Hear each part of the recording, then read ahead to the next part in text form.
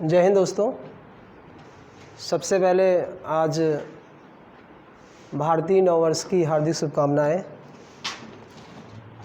जैसा कि हम लोग उदयाचल बैच में ज्योग्राफी की क्लास लगातार पढ़ रहे हैं, उसी क्रम में आज हम लोग पढ़ने वाले हैं सौर मंडल, सोलर सिस्टम। लास्ट क्लास में हम लोगों ने सूर्य की संरचना और उससे संबंधित विभिन्न क्वेश्चन देखे। आज हमारा टॉपिक है सौर मंडल, सोलर सिस्टम, जिसमें हम लोग पढ़ने वाले हैं ग्रह से संबंधित विभिन्न महत्वपूर्ण तथ्य। जैसे कहा जाए कि भाई सौर मंडल क्या है, कभी कभी सीधा यहीं से प्रश्न बन जाता है, सौर मंडल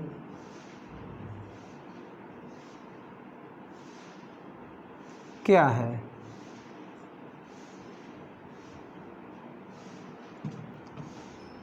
सौर मंडल क्या है, तो हम कह सकते हैं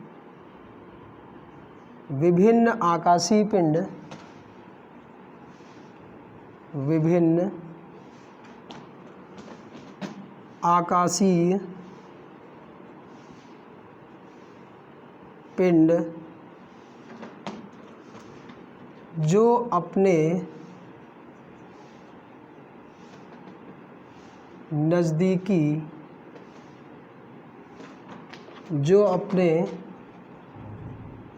नज़दीकी तारे की परिक्रमा करते हैं,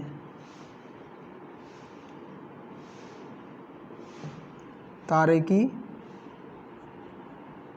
परिक्रमा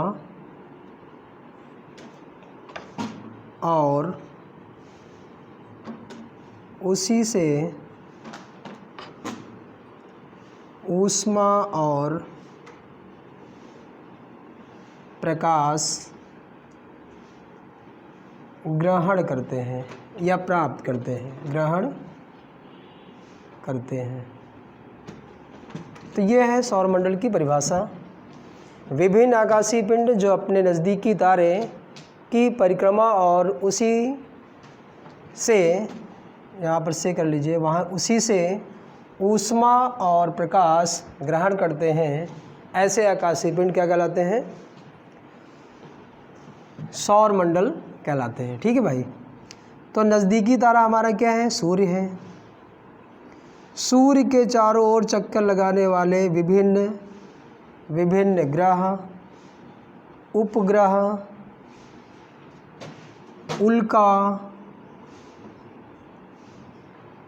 उल्का पिंड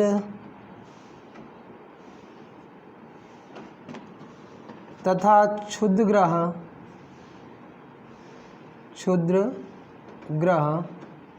आदि के सम्मिलित रूप को क्या कहते हैं भाई? सौर मंडल कहते हैं। ठीक है। ग्रह, उपग्रह, उल्कापिंड, क्षुद्र ग्रह आदि के सम्मिलित रूप को सौर मंडल कहा जाता है। तो यहाँ पर हम लोग देखेंगे कि ग्रह से क्या तात्पर्य है, ग्रह क्या है, उल्का क्या है, उपग्रह क्या है, उल्कापिंड क्या है, क्षुद्र ग्रह क्या है। चित्र में आप कुछ ये देख पा रहे होंगे, हमने यहाँ पर सूर्य बनाया है और प्रमुख जिन्हें हमें ग्रह के रूप में पढ़ना है उनका चित्र हमने बनाया है। अभी डिटेल से हम लोग पढ़ेंगे इसको, अभी केवल बेसिक से समझते हैं ग्रह क्या होते हैं। तो ग्रह वे आकाशीय पिंड हैं, ग्रह वे आकाशीय पिंड हैं जो अपने नज़दीकी तारे यानी हमारे सूर्य का पश्चिम से पूर्व की ओर चक्कर लगाते हैं और ऊष्मा और प्रकाश ग्रहण करते हैं। इसका मतलब है ऐसे पिंड जिनमें स्वयं का प्रकाश और ऊष्मा नहीं होता है उन्हें हम क्या कहते हैं? ग्रह कहते हैं। ऐसे आकाशीय पिंड जिनमें स्वयं का ऊष्मा और प्रकाश नहीं होता है उन्हें हम क्या कहते हैं? ग्रह कहते हैं। तथा ऐसे आकाशीय पिंड जिनमें स्वयं का ऊष्मा और प्रकाश होता है उन्हें तारा कहा जाता है, स्टार कहते हैं। अगला है उपग्रह। उपग्रह क्या होते हैं? ऐसे आकाशीय पिंड जो किसी अपने नज़दीकी तारे से ऊष्मा और प्रकाश ग्रहण करते हैं, साथ में अपने नज़दीकी ग्रह का चक्कर लगाते हैं, उन्हें हम उपग्रह कहते हैं। फिर से एक बार सुनिएगा, उपग्रह वे आकाशीय पिंड हैं जो अपने किसी नज़दीकी तारे से ऊष्मा और प्रकाश ग्रहण करते हैं, साथ में अपने नज़दीकी ग्रह का चक्कर लगाते हैं। ठीक है, उन्हें हम ग्रह कहते हैं। अगला इसी में हम लोगों को बड़ा उल्का क्या है भाई?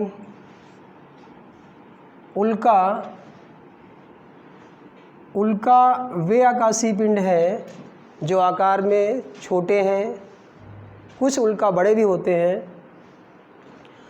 उल्का भी सूर्य का चक्कर लगाते हैं, इनमें स्वयं का प्रकाश नहीं होता है, लेकिन यही जो क्षुद्र ग्रह हैं ये कभी कभी हमारी पृथ्वी के वायुमंडल में आ जाते हैं और घर्षण बल के कारण ये जलने लगते हैं और पृथ्वी की सतह तक आने से पहले ही इनका अस्तित्व नष्ट हो जाता है, जिन्हें हम उल्का कहते हैं। उल्का से ही बनता है उल्कापिंड। उल्कापिंड वे आकाशीय पिंड हैं, यही क्षुद्र ग्रह हैं जो सूर्य की परिक्रमा करते हुए कभी कभी पृथ्वी के वायुमंडल में प्रवेश कर जाते हैं और घर्षण बल के कारण जलने लगते हैं, जिन्हें हम उल्कास्म कहते हैं। क्या कहते हैं भाई? उल्कास्म। और यही उल्कास्म जब पृथ्वी की सतह पर आकर आंशिक भाग के रूप में गिर जाते हैं तो उन्हें हम उल्कापिंड कहते हैं। तो उल्का और उल्कापिंड में थोड़ा सा अंतर है कि उल्कापिंड जलने के बाद इनका अस्तित्व ऊपर ही समाप्त हो जाता है, वायुमंडल में ही समाप्त हो जाता है, जबकि उल्कापिंड का अस्तित्व पृथ्वी की सतह पर थोड़ा बहुत पहुंच जाता है, उसे हम कहते हैं उल्कापिंड। ठीक है,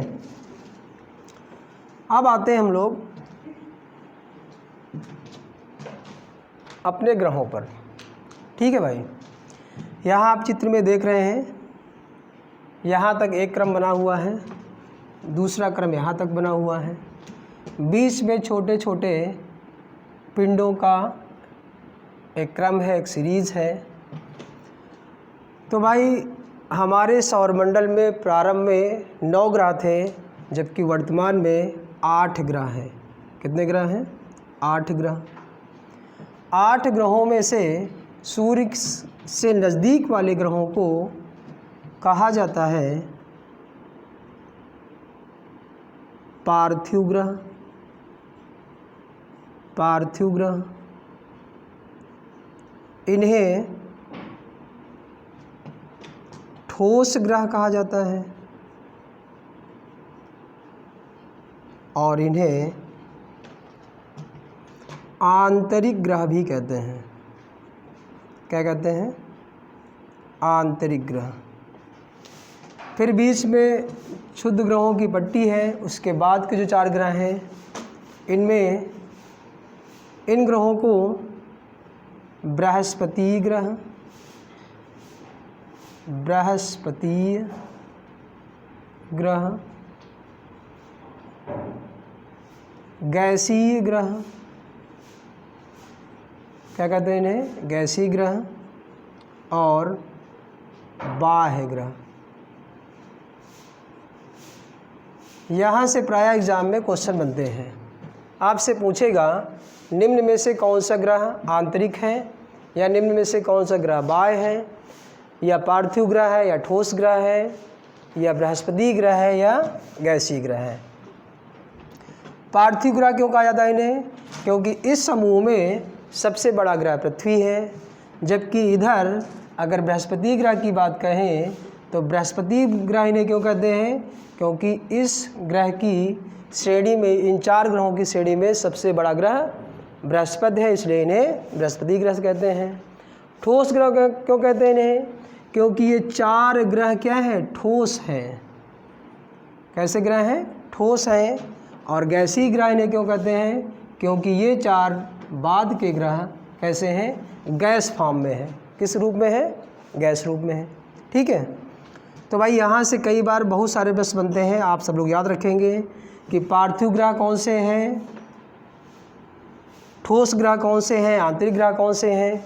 फिर इस क्रम में आपको बृहस्पति ग्रह याद रखना है, गैसीय ग्रह याद रखना है, बाह्य ग्रह याद रखना है। ठीक है, इसको आप यही नोट कर लें, फिर आगे बताएं हम।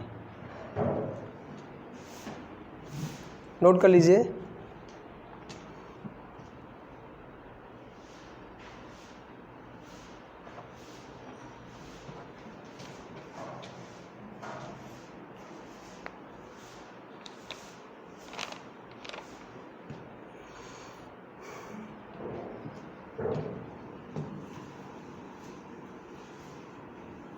आपसे प्रश्न पूछेगा कि पृथ्वी कैसा ग्रह है, तो आपका आंसर होगा ठोस ग्रह है, पार्थिव ग्रह है। ठीक है, इन 4 ग्रहों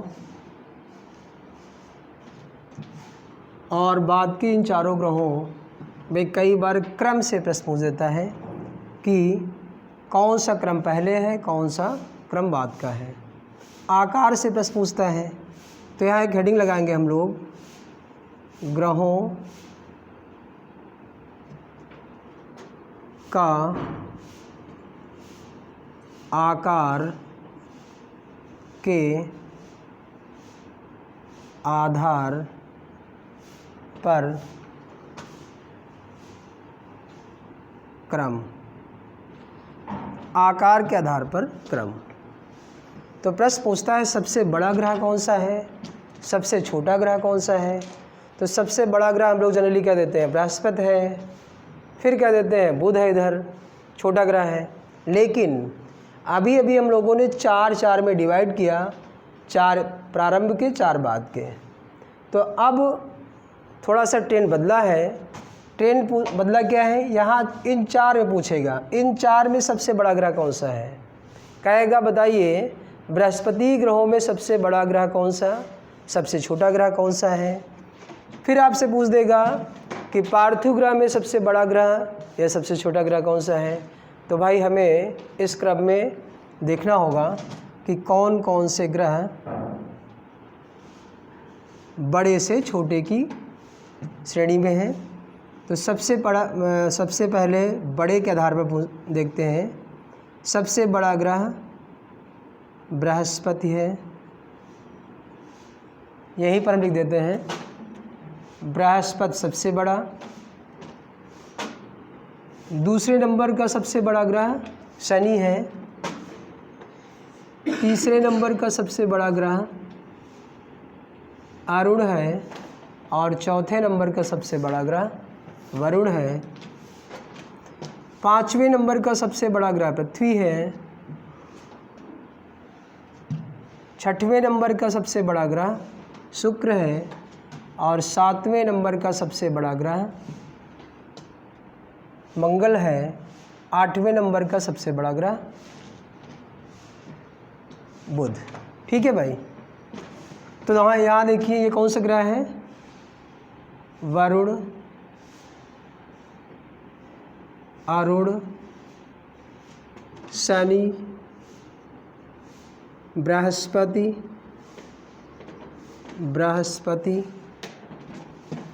ये कौन सा है, मंगल है, ये है पृथ्वी, ये है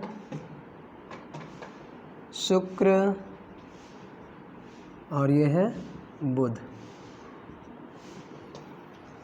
यहाँ पर आप देख पा रहे होंगे तो सबसे बड़ा ग्रह बृहस्पति, दूसरा सबसे बड़ा ग्रह शनि, तीसरे नंबर का बड़ा ग्रह अरुण, चौथे नंबर का बड़ा ग्रह वरुण, पाँचवें नंबर का पृथ्वी, छठवें नंबर का शुक्र, सातवें नंबर पे मंगल और लास्ट में बुध। तो ये भाई ग्रहों का क्रम है। सबसे बड़ा ग्रह बृहस्पति, फिर शनि, अरुण, वरुण। अब देखिए, जब आपसे यहाँ पूछेगा, कहेगा बृहस्पति ग्रहों में सबसे बड़ा ग्रह तो बृहस्पति होगा, सबसे छोटा ग्रह वरुण हो जाएगा, ना कि बुध होगा। बृहस्पति ग्रहों में दूसरे नंबर का सबसे बड़ा ग्रह शनि होगा। फिर यहाँ आते हैं इधर कि पार्थिव ग्रह में सबसे बड़ा ग्रह पृथ्वी होगा। पार्थिव ग्रहों की श्रेणी में क्रम में सबसे बड़ा ग्रह पृथ्वी है, सबसे छोटा ग्रह बुध है। ठीक है, तो वो जो कॉन्सेप्ट हम लोग पढ़ रहे हैं किताबों में कि सबसे बड़ा ग्रह बृहस्पति, सबसे छोटा ग्रह बुध, तो इतने से काम नहीं चलने वाला है। अब थोड़ा सा ट्रेंड बदला है, एग्ज़ाम में विभिन्न प्रकार से यहाँ से प्रश्न पूछे जाते हैं। ठीक है, तो ये एक क्रम हो गया बड़े छोटे का, इसको रफ कर दे रहे हैं हम।